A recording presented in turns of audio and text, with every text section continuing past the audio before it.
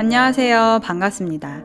오늘은 부모님과의 관계를 주제로 단비 같은 소식을 가져왔습니다. 먼저 며칠 전 저희 가족이 집을 구경하러 갔다가 일어난 일을 말씀드리겠습니다. 우리가 처음으로 방문한 집은 300평이 넘는 넓은 땅에 아름다운 전원주택을 짓고 주차장에는 멋진 외제차가 서 있었습니다. 그 아름다운 집에선 집주인인 딸의 아들, 나이 많은 친정어머니가 계셨습니다. 우리는 찬찬히 집을 살펴보았습니다.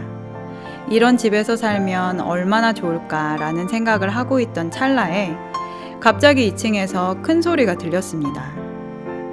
엄마, 지금 뭐 하는 거야? 내 허락도 없이 왜 들어오라고 해? 할머니는 딸에게 아무 대꾸도 못하시고 집을 보러 온 저희 가족과 중개사에게 변명하듯 이야기하셨습니다. 저는 그냥 이 집에서 나그네예요. 딸이 요즘 공부하는 게 있어 피곤해서 라며 말끝을 흐리십니다. 결국 집주인이라는 딸에게 쫓겨나듯 할머니와 함께 밖으로 나왔습니다. 그런데 딸은 분이 풀리지 않았는지 밖으로 나와서 엄마, 진짜 지금 뭐 하는 거냐니까 이리 와봐 하며 친정엄마를 잡기 시작합니다. 엄마를 막대하는 그 딸의 모습을 바라보는데 지난날 나의 모습과 너무도 닮아 있었습니다. 세상에서 가장 사랑하는 사람이면서도 세상에서 가장 만만하게 홀대했던 그 사람, 엄마. 나의 엄마를 떠올리니 가슴속에서부터 눈물이 터져 나왔습니다. 죽을 것 같은 산통을 이기며 나를 낳으시고 밤잠 못 자며 키워주신 수고는 학교에서 어버이날 편지 쓸 때나 잠깐 기억할까. 그마저도 사춘기 때부터는 그 수고는 누구나 하는 거지 라고 당연하게 여겼습니다. 돈을 벌면서부터는 이제 대놓고 엄마를 무시하기 시작합니다. 엄마, 내가 알아서 할 테니까 상관 마. 엄마가 하는 소리는 무조건 뭘 모르고 하는 잔소리로 들리고 엄마는 이런 것 좀 고쳐 엄마에게 이래라 저래라 가르치려고 듭니다. 가끔 엄마가 컴퓨터나 핸드폰 조작법을 알려달라고 할 때면 엄마, 지난번에 알려줬잖아. 또 잊어버렸어? 하고 윽박을 지릅니다. 하지만 내 마음속에선 성공하면 제일 먼저 엄마를 호강시켜주고 싶은 마음도 가득 있습니다. 엄마에게 예쁜 옷 사드리고 맛있는 음식도 먹고 해외여행도 많이 가고 싶습니다. 그런데 내가 써야 할 돈을 다 쓰고 나면 엄마는 또 우선순위에서 밀립니다. 그렇게 밀리고 밀려 가끔 드리는 선물을 받으신 엄마는 또 어찌나 기뻐하시는지요. 그 한 번의 선물로 지난날 자식에게 받은 상처는 다 잊으신 줄 알았습니다. 그땐 몰랐습니다. 엄마는 상처를 잊으신 것이 아니라 그래도 내 자식이기에 그냥 덮어주신 것임을요. 제가 만약 하나님의 사랑을 알지도 못하고 받지 못했더라면 저는 여전히 엄마에게 그야말로 막대먹은 딸로 살았을 겁니다.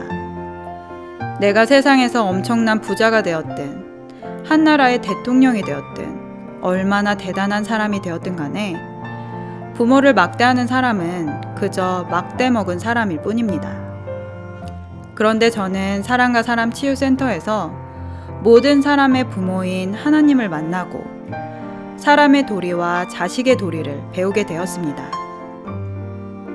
하나님께서는 특별히 내가 만만하게 대했던 엄마는 절대 만만하게 대할 수 있는 사람이 아님을 알려주셨습니다. 성경 말씀에서 부모에게 막대하는 것은 하나님의 법에서 어긋나는 중죄에 속했습니다. 당연히 중죄를 지은 사람이 받는 벌은 아주 무겁습니다. 부모를 막대하는 사람은 이 땅에서 잘 되지 못합니다. 잘 되는 것 같이 보여도 결국에는 무너지게 되어 있습니다. 이 땅에서 잘 되지 못한다는 것의 의미는 무엇일까요? 그것은 지금 자신이 하는 일에 심지어 자신이 꿈꾸는 일을 하고 있을지라도 항상 문제와 근심, 걱정, 스트레스가 떠나지 않는 것을 의미합니다. 삶에서 잠깐의 즐거움은 있지만 일상에서 지속되는 평안이 없습니다. 사실 성경에서는 부모를 공경하는 사람들은 이 땅에서 잘 되고 장수한다고 적혀 있습니다. 이 땅에서 잘 되는 것은 그 사람의 돈이 많고 적음을 떠나서 의식주에 걱정 없이 사는 조건이 있고, 또 그 사람이 무슨 일을 하든지 간에 근심, 걱정, 스트레스를 뛰어넘는 강인한 능력을 지닌 사람이 된다는 뜻입니다. 또한 하나님 안에서의 장수의 의미는 질병의 고통 없이 양호하고 건강한 몸으로 오래 산다는 의미입니다. 저는 사실 초신자 때까지 부모를 공경하라는 성경 말씀이 마음에 잘 와닿지 않았습니다. 그런데 한 해 한 해 지나면서 머릿속에만 있던 부모 공경의 말씀이 점차 가슴속으로 내려옵니다. 사랑과 사람 치유센터에서는 신앙이 생활이 되는 것을 목표로 가르쳐 주시는데, 그 중에 가장 중요한 도리 중에 하나가 부모 공경임을 배웠습니다. 내 부모를 공경하지 못하는 사람은 그 누구에게도 공경받지 못하는 것이 하나님의 법입니다. 돈 때문에, 명예 때문에, 혹은 어떤 이득 때문에 그 사람과 함께 있을 뿐, 이해관계가 사라짐과 동시에 그 사람은 아주 외로운 존재가 됩니다. 크리스천이라고 예외는 아닙니다. 자신은 하나님을 사랑하고 섬긴다고 하면서 정작 하나님이 명령하신 부모 공경은 온데간데 없고, 도리어 부모를 홀대하는 크리스천들도 많이 있습니다. 하나님의 아들이신 예수님도 이 땅에 계실 때 육신의 부모를 끝까지 공경했습니다. 하늘의 능력을 가지고 있음에도 불구하고 30년이 넘게 부모와 함께 목수의 일을 하며 부모를 섬겼습니다. 또 십자가에 달리시고 죽음을 앞둔 고통의 시점에서 그 어머니 마리아를 생각하고 제자에게 어머니를 부탁하고 가셨습니다. 그럼 지금부터 제가 하나님의 사랑을 받은 후 막대 먹은 딸이 어떻게 변화되었는지 말씀드리겠습니다. 첫 번째로 언어가 변화되었습니다. 제가 과거에 엄마에게 쓰던 언어는 마치 아랫사람 대하듯 했습니다. 이를테면 엄마 뭐야, 그만해, 짜증나 진짜, 이런 식의 막대 먹은 말들이었죠. 그런데 지금은 일단 거의 대부분의 언어가 존댓말로 바뀌었고, 위에서 아래로 보는 언어가 아닌 아래에서 위를 향한 언어로 바뀌었습니다. 엄마의 말을 인정하는 것이 먼저이고, 내 생각과 다르면 조심스럽게 내 의견을 말씀드립니다. 더 이상 내 말을 주장하려고 언성을 높이지 않습니다. 그런데 제가 워낙 오랜 시간 막대 먹은 언어를 썼기에 처음에 엄마는 오히려 제 언어가 바뀐 것을 어색해 하셨습니다. 제가 마치 신앙생활을 하면서 예수님을 믿지 않는 엄마에게 선을 긋는다고 생각하셨죠. 하지만 오히려 과거에 저는 엄마에게 더 많은 선을 그었습니다. 엄마와 아빠의 그늘 아래서 돈 한 푼 안 들이고 공짜로 먹고 자고 있으면서도 내 삶에는 관여하지 말라고 어찌나 선을 그었는지요. 그러나 지금은 그런 막대 먹고 못된 선은 사라졌고, 부모님과의 대화에서 거의 대부분 웃을 일만 있습니다. 두 번째 변화는 오고 가는 현찰의 변화입니다. 저는 예전에 부모 돈에 대해서는 쉽게 생각했고, 부모의 돈은 갚으면 좋지만 사정이 생기면 안 갚아도 된다는 생각이 무의식적으로 있었습니다. 그러나 지금은 그렇지 않습니다. 부모님에게 받은 것이 있으면 돈 계산을 오히려 더 철저하게 해서 드립니다. 안 받으려고 하시면 다음에 필요한 것을 사서 가져다 드립니다. 이런 경제 개념의 변화로 인해 저는 오히려 부모님과 돈 때문에 서로 감정 상했던 일들이 사라졌고, 더욱 순수한 부모와 자녀의 관계로 변화되었습니다. 사실 성인이 되어서는 부모가 자녀에게 쓰는 돈보다 자녀가 부모에게 쓰는 돈이 더 많아야 하는 것이 정상적인 부모와 자녀의 관계입니다. 경제 사정상 부모에게 드릴 돈이 없다면 어쩔 수 없다지만, 부모에게 더 받으려고 하지는 말아야 하는 시기입니다.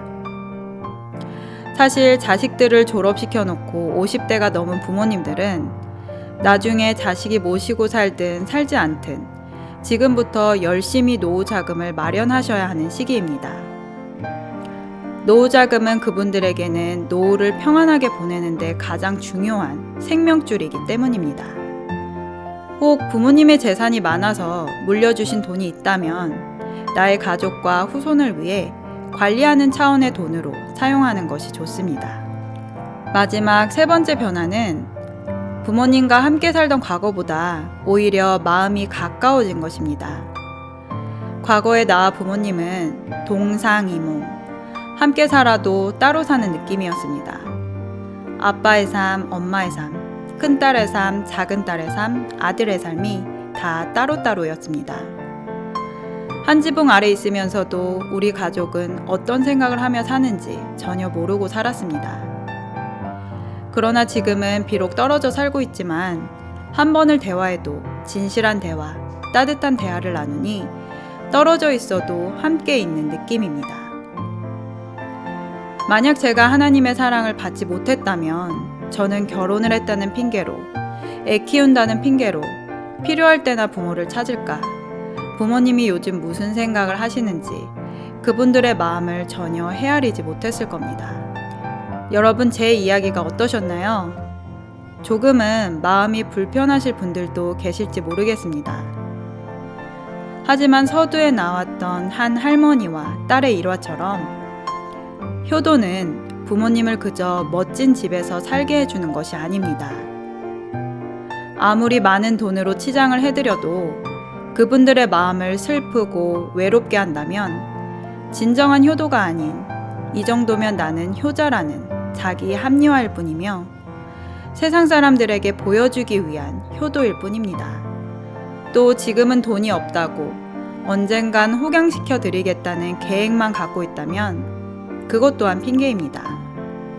진짜 효도는 지금 오늘 하지 않으면 끝까지 하지 못하는 것입니다. 진짜 효도는 지금 오늘 그분들께 마음을 드리는 것입니다. 그것이 하나님이 사람을 만들고 사람 속에서 자녀를 낳게 해주신 창조 섭리입니다. 나를 낳아주신 부모님을 향해 감사와 존경의 마음으로 바꿔주신 하나님 아버지께 감사드립니다. 오늘 영상은 여기까지입니다. 끝까지 시청해주신 여러분 감사드립니다. 이 영상이 도움이 되셨다면 구독, 좋아요를 꼭 눌러주세요. 영상 제작에 큰 힘이 됩니다. 누구나 아름답습니다. 누구나 희망이 있습니다. 이상 메마른 관계에 단비 같은 소식을 전하는 관계단비TV 정수진이었습니다. 오늘의 선택이 여러분의 미래를 바꿉니다. 당신의 오늘을 축복합니다.